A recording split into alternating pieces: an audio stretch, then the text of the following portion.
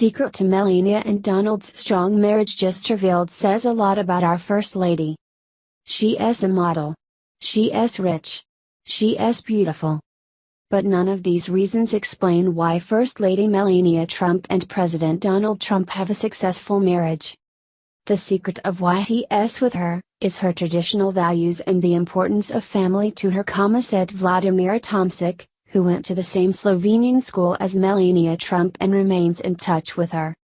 Melania Trump has shown the world the importance of family by defying tradition and remaining in New York City until June, when the couple's son, Barron, will have completed the school year he began before his father was elected president. Although her modeling career brought her into contact with the rich and famous, the anecdote she tells of the night she met her husband illustrates the thoughtful person beneath the images of her posing for the camera. "He wanted my number, but he was with a date, so of course I didn't give it to him," Melania Trump said in an interview. "I said, I am not giving you my number, you give me yours, and I will call you." I wanted to see what kind of number he would give me. If it was a business number, what is this? I am not doing business with you. I wanted to see what his intention is, she added. It tells you a lot from the man what kind of number he gives you. He gave me all of his numbers. Some observers noted that Melania Trump has the right qualities to complement those of her husband. When he is spinning and thinking and blazing forward, she brings this quality of calm and serenity to him, said Pamela Gross, a producer at CNN who hosted a baby shower when Melania Trump was pregnant with Barron. That calming influence is a really important thing about her character. She is not a frantic person. Fashion designer Rachel Roy echoed that comment. She is someone who can talk you down from a ledge, whatever crisis you may be in, said Roy. She is not fearful. She is bold, but she is graceful. Tradition loomed large in Melania Trump's past. Her family members are the typical Slovenian family, said Tomczyk. They are traditional, their family ties are very strong.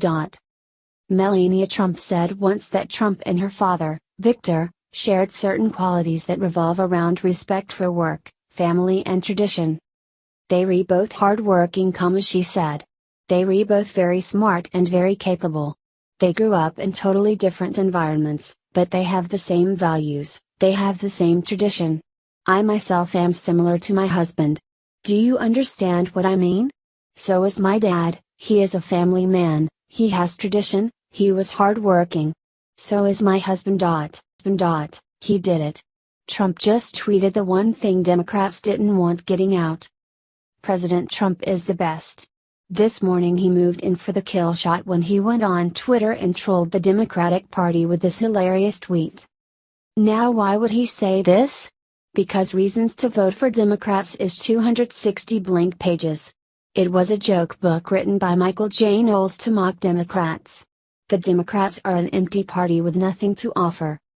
Then, President Trump took a more serious tone with his second tweet. He let the world know how he's done more in the first 90 days of his presidency to fix our foreign policy than Obama did in the past 8 years.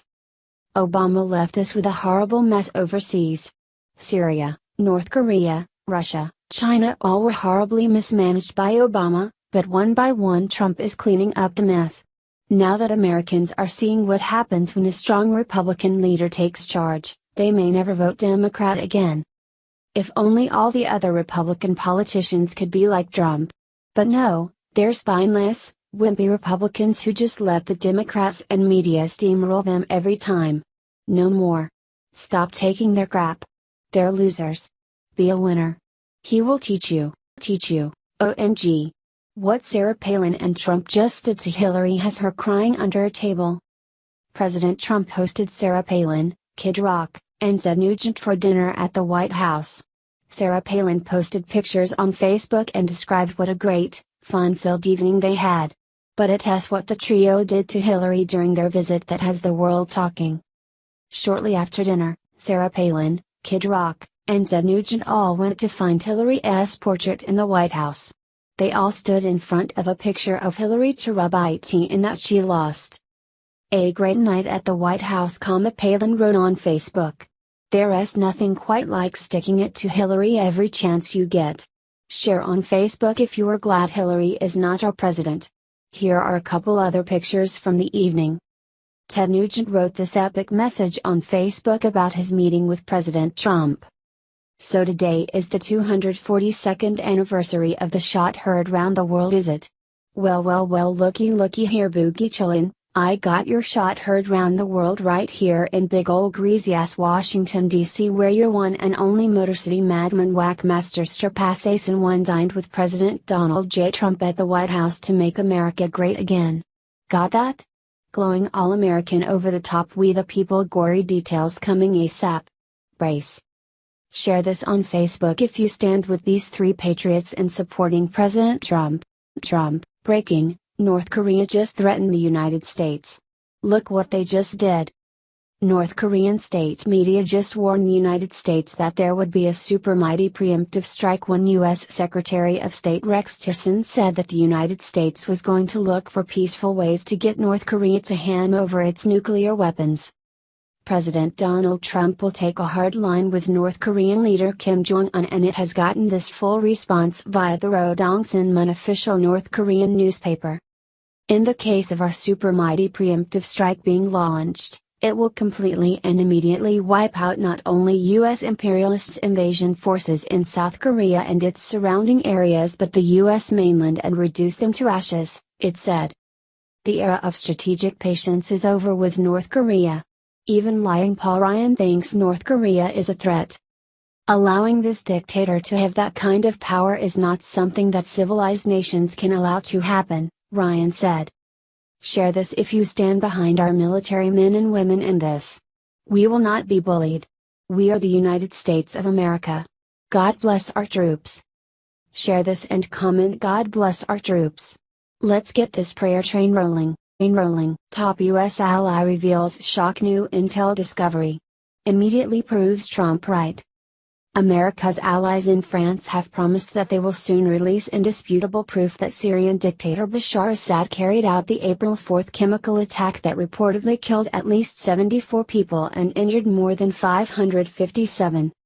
We will provide proof that the regime did indeed organize these strikes with chemical weapons, French Foreign Minister Jean-Marc Ayrault reportedly announced Wednesday, adding that the analysis was still underway. In a few days I'll be able to provide proof. If true, the proof would shatter the Syrian leader's fierce arguments that the attack, which involved sarin gas being deployed on men, women and children, was a mere fabrication concocted via some sort of conspiratorial alliance between radical Islamic terrorists and the U.S. government. Our impression is that the West, mainly the United States, is hand in glove with the terrorists, he said in an exclusive AFP interview last week. They fabricated the whole story in order to have a pretext for the attack. The widely panned dictator even went so far as to suggest that photographs from the scene showing the children who died from the attack had also been staged and were unconvincing. We don't know whether those dead children were killed in Khan, he claimed. Were they dead at all? Who committed the attack if there was an attack? What's the material? You have no information at all, nothing at all, no one investigated. So every indication is against the whole story, so you can say that this play that they staged doesn't hold together, Assad added. The proof promised by France would not only serve as an indictment of Assad but also as vindication for U.S. President Donald Trump, who responded to Assad's alleged attack by launching 59 Tomahawk cruise missiles at Assad's Shayrat air base. Since the attack on April 6, the U.S. president has faced stern criticism from Syria's allies, all of whom had blasted him for crossing a so-called red line. What America waged in an aggression on Syria is a crossing of red lines, a joint command center comprised of Assad's allies in Russia, Iran and several militias reportedly said in a statement following the attack. From now on we will respond with force to any aggressor or any breach of red lines from whoever it is, and America knows our ability to respond well. Irrefutable proof would destroy this narrative, thus providing Trump with the upper hand in his diplomatic relations with these rogue regimes. Watch, Tomi Lahren returns, issues urgent Trump message. Watch and spread this. The famous Tomi Lahren has returned, and she has a powerful message for the world. After being attacked by establishment cronies and rhinos, Tomi Lahren made an explosive return by explaining the Trump doctrine. This is America first, and we are sending a message to the world. We are playing a new game, and we have a president who actually wants to win the game. Welcome back, Tomi. We are happy to hear your voice again. Tomi has time and time again shows that she understands the best course of action to make America great again. Tomi Lahren tells us that we should all be supportive of Donald Trump's war against ISIS and terrorism. This comes after some isolationists complained about Trump's foreign policy. However, Trump made a promise to us: he is going to stop radical Islam, and we accept. Lahren says, the apology tour is over, which is an obvious reference to Obama's failed foreign policy debacle. Tomi also mentions that we have a president who is willing to enforce red lines, unlike Obama. What a refreshing speech from a true conservative, especially after listening to rhinos flood the airways. The establishment hates speakers like Lahren. The mainstream media loves to attack Lahren. They have shown time and time again that they have no decency and no standards. The rhinos, conservative detractors, and the media need to watch out, because we demand more journalists like Lahren. We do not need more mainstream media lies and more deception. We need the truth, and thankfully, journalists like Lahren still exist to remind us that there is still some integrity out there. Lahren was one of the few journalists with the courage to attack former President Obama. Lahren was one of the few journalists who was ready to support Trump, despite the so-called never-Trumpers. Hopefully, the media market sees the demand for journalists like Lahren, because we need more of them. We cannot keep producing these liberal journalists who would rather cram their twisted agenda down our throats. We need to restore journalism.